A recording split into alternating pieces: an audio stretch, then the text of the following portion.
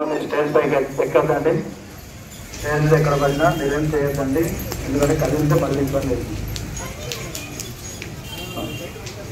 అందరూ కూడా మనసులో అమ్మవారిని ప్రార్థన చేసుకుని నమస్కారం.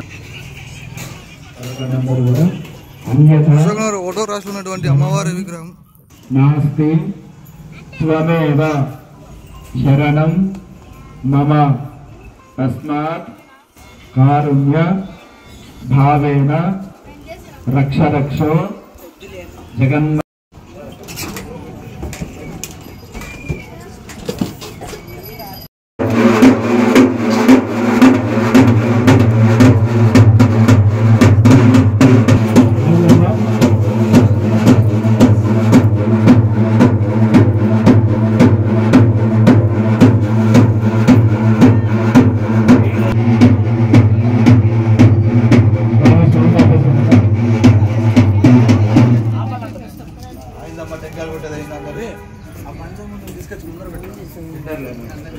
మళ్ళా సార్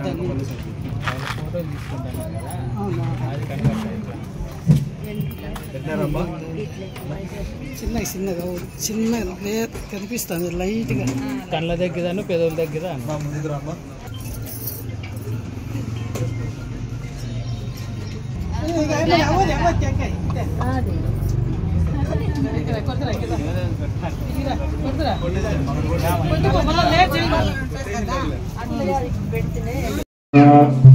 దుర్గా ప్రజస్వరూపిణి దేవతాభ్యో నమః. అవసరవహాన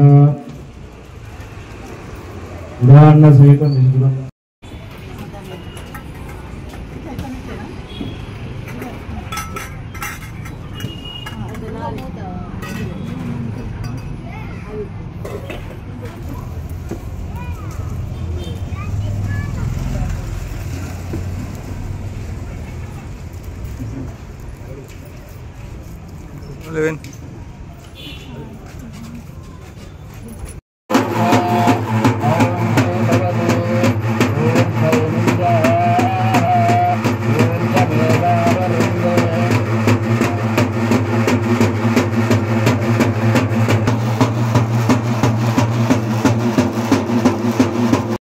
చేసుకోవడం అనేటువంటి జరుగుతుంది.